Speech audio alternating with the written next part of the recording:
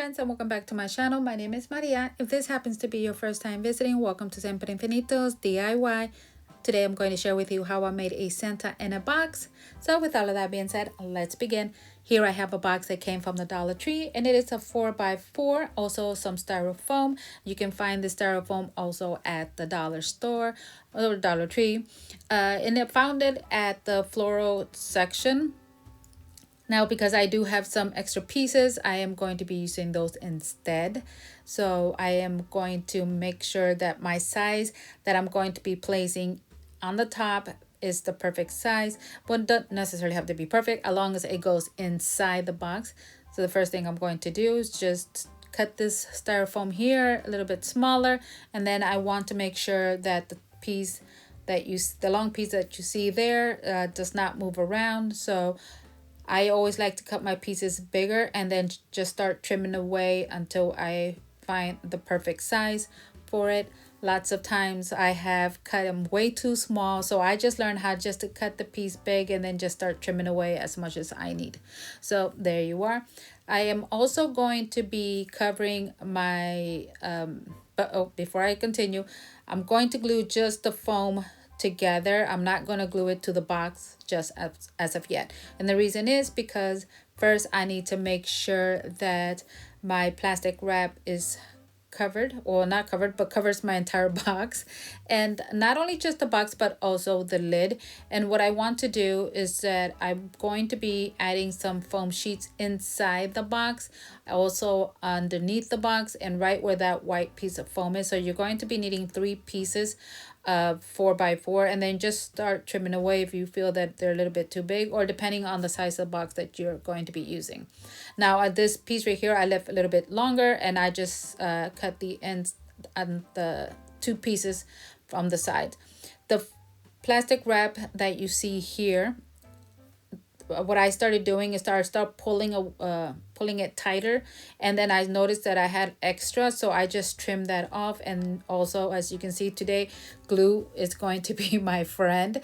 Y'all know that I hate using glue, but today unfortunately I could not do this unless I had glue, and I started gluing my pieces together. So I know it's a big shocker, right? All right, so as you see as well, I'm just going to be trimming away my foam sheet, and then I am going to put this to the side. The same thing I'm going to do to the bottom of the box. Once I cover it up with the plastic wrap, then I'm going to add the piece of foam on the bottom, and then in the inside of the box, which means that I'm going to be covering the piece of foam that I'm going to be adding in there. Once I have my plastic wrap covered, well, my box covered with the plastic wrap, then I'm going to glue the foam, styrofoam inside the box.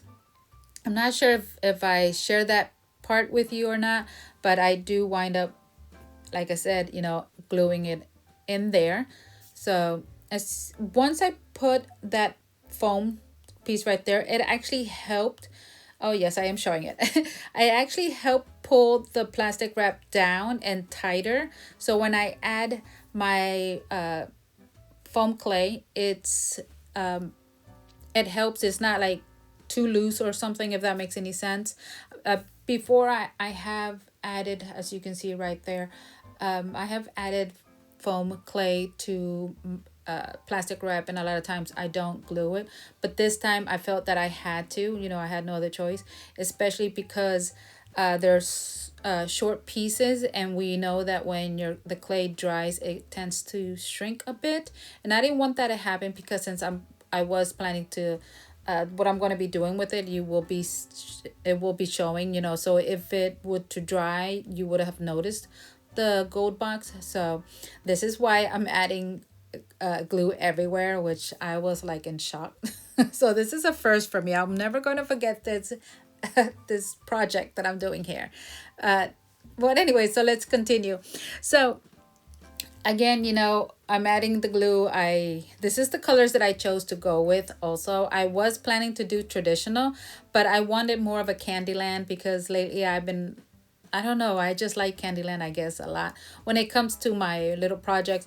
But my if y'all know, my traditional is well, my number one thing, and that's decorating my home. But right now it's just the Candyland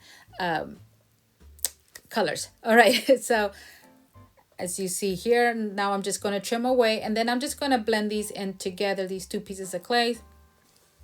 So trimming away the any extra clay, and then whatever little extra that I have, I am going to use glue on there, and then I'm just gonna lap over the clay or fold the clay over, and that's it. That's how easy and simple this box was to make.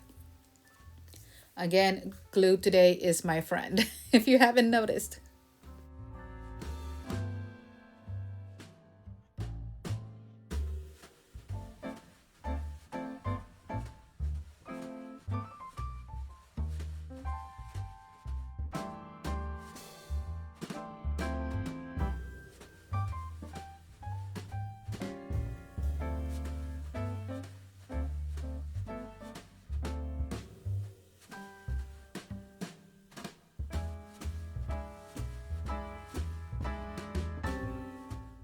All right, as you can see there, just add the glue and then cover, not cover, but lap over the clay. Just keep pressing it down, making sure that it's holding, and you should be all done. All right, so now we're going to be working on our Santa, and I have two different size of styrofoam ball. And the first thing we're going to be doing is working with his head. These are going to be his cheeks. Now I did not use any glue. This putting these two together or adding it to my ball, you can if you choose to. I just chose not to at this time. Once I have my clay all rolled out, and then I am going to cover my entire ball. I am going to be very careful when I am rolling the ball, or in my hand, because of the cheeks. I don't want to flatten those, so I'm just going to be very soft, going really soft, and then just trying to press the clay in. There will be bubbles, so you want to make sure you pop those, and then make sure to also smooth out. If you don't smooth out that hole that you made, once it dries up, it will be noticeable. So you want to make sure to smooth it out as much as you can, and then just keep rolling it back and forth. Now the back of the head, I really don't care, which you will see in a minute how it looks, and that's only because I will be covering it up with his hair. Now, for whatever reason, I did not share with you how I added the hair on the back side of his head, and I don't know why, but it's really easy. All I did was but before I tell you, when you add his eyes, you want to press down. If you don't press down, then what's going to happen once it dries up, and then they're just going to keep falling. So you want to make sure that you press these eyes in. Okay, so going back to his hair, really quick as well, again, to make his beard, all I did is just roll out very thin worms shapes, and then did a number 6, and just add, or the letter B, whichever, and just did a line all the way around. And that's how I added his beard. You can add as much as you want. You can make it thin, you can make it full. It's totally up to you. So going back to the head, right there, you see all of that in the back. Again, I didn't care. I rolled out a long strip just like the way I was doing here, and then I just measured the back of his head and added that strip on the back, as you see there. And then I went in with my X-Acto knife, and I just started making lines, mimicking the hairlines, and that was about it. So making sure that the back of the bottom of the head is also covered. Okay, so with this hat, I just measured, and then again, noticed that it was a little bit too short, but that was okay, because all I did was just pull both of the clays together. And then of course this part, you want to be very careful not to push in, otherwise you will see that it's all dent in, and that's, if you do happen to do that, just rip it off as fast as you can, as hard as you can. Excuse me. So then just, you can add it again. Don't worry about it, because the second hat that you will add, if you do mess up, it's going to cover whatever piece of pink clay you left behind, or depending on whatever color you choose to make your hat. So I rolled out another white piece of long warm shape, and then wrap it around. Then when I grab my tool and I start dabbing around, being very careful not to press too hard on my hat, nor on his beard or anything like that. This part, I did notice that it was I had to go as fast as I can because the clay was starting to dry up a little bit on me. So now I want him to have these cute rosy cheeks. This is why I added big cheeks on him. And one thing that I learned at Fake Bakers Gone Wild is that Cristal had told us that not to brush whenever you're adding, whenever you're doing some shading, always dab. I used to brush, I don't know why. And then this way it would actually stay there, because I guess when you brush it, you brush away, it scatters everywhere. I don't know. She just said it's best to dab.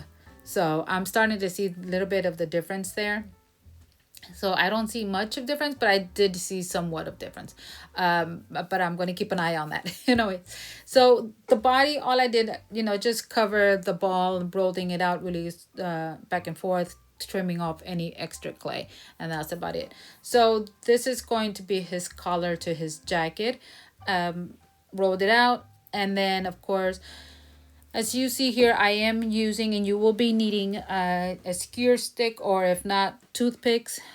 And these are important to have. And the reason is important because you want to make sure that the head does not move around from his body or anything like that. And then you'll see also later why we're also going to be needing a skewer stick. Okay, trying to finish up his color, his jacket there, and then just went in and just started dabbing.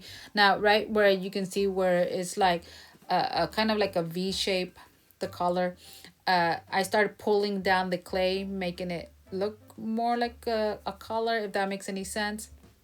And I wanted to add a buckle, which I did add a belt. I did not add the buckle because his hands were going to be in the way. So all I did here is cut a long strip. I did make the strip longer because, again, if y'all remember earlier in the video, I said it's always best to cut something big and then just start trimming it down to the size that you need rather than to cut it too short. So this is exactly what I did. I cut a long strip and then I just trimmed off whatever extra clay there was. So now that I have his belt on, I am going to be working on his arms. Now, for the arms, I use this measuring tool that I have, that I also carry in my shop, and it is a 40 millimeter, I think, the size. So if you don't happen to have one of these, it's pretty much you can use like these tablespoons, and I think it was like a half of a teaspoon, if not a teaspoon. And then what I did, it depends on you how big you want to make yours, of course, but for this size of ball, this was the perfect size for it. And then I just rolled out two long worm shapes, and made sure that they were the same length. Also, I went in with my scissors. You don't have to do this part. I like doing it because I want to make it look like more that the arms are more like, if it makes any sense, that they're more blend in with his arms, with his body, rather than just being you'll be able to notice it more if you don't, if that makes any sense. Like, again, you don't have to, but I just choose to. So anyways, so now we're gonna go finishing off his sleeve to his jacket or his arms. And then again, I just grabbed two little balls. I think these were like half a teaspoon. I just made a little ball, put it on there, and then just start dabbing away, the same way I did the collar and his hat. For the gloves, I wanted them to be like more like mittens rather than adding like little fingers is usually what I do. So I just went ahead and rolled out two balls and made them into two tiered shapes. The size of the balls, those were a teaspoon thick. And the measurements that I'm adding here are from that measuring tool that you've been noticing that I've been using in this video. Again, if you don't have one, you can just use your regular teaspoons. And so I made, again, and then on the arms, if you see there's like where they're bent, I added like two little lines so it can look more like the arms are being bent right there. This is where his arms bent or what have you. Anyways, so made two tier drop shapes, grab my scissors. I do use smaller scissors when it comes to making their my character's hands, because I feel like it's easier for me to get in there with the smaller scissor than it is with the big scissors. I don't know if y'all do this. If y'all do, let me know. Or is it just me? I mean, do you really can tell the difference? I feel like you can. I don't know. But anyways, I feel like it's because I guess it's a smaller piece of clay. So, all right. So now I'm just going to add that to it. Now, I want to go off subject for a minute. Not off subject, but during the video, I noticed that there's a lot of parts that I didn't share with you. I do apologize for that. I don't know why they're not in this video. Everything that I recorded, I loaded it up. I guess that must be one of the videos that did not go through. I mean, it was just, I don't know why. Here telling you what to do next, and then I'm realizing that there's certain things that are not added in there. I am going to be using, by the way, a skewer stick for this. Now, you do need a skewer stick because if you use a toothpick, I don't think it's going to work the same. And then what I'm going to do is just poke it in there and try to go where I can push it all the way in, just like so. And then also add it to Santa, because Santa, remember, he is a Santa in a box, you know, so I want him to wiggle a little. So going back to half of the stuff I did not add, or I didn't share with you. For example, I did not share with you when I added those snowflakes on there. I do apologize. Or nor when I did this right here as well. I kind of felt that it was making my video way too long. Y'all know that I don't like to make long videos. To me, I always feel like the shorter the better for you. If I'm mistaken, if you prefer I make long videos, please let me know. Or would you rather just me make these short videos straight to the point? So here I did not share with you how I glued it, but pretty much, you know, I just glued the pieces together. And yeah, so here he is all done. What do you think? I really think that he came out looking super cute. I can't wait to make another. So thank you, my friends, for stopping by. I really hope you enjoy this video. I hope I inspire you, and I hope to see you in the next video. Stay safe, be kind. Bye.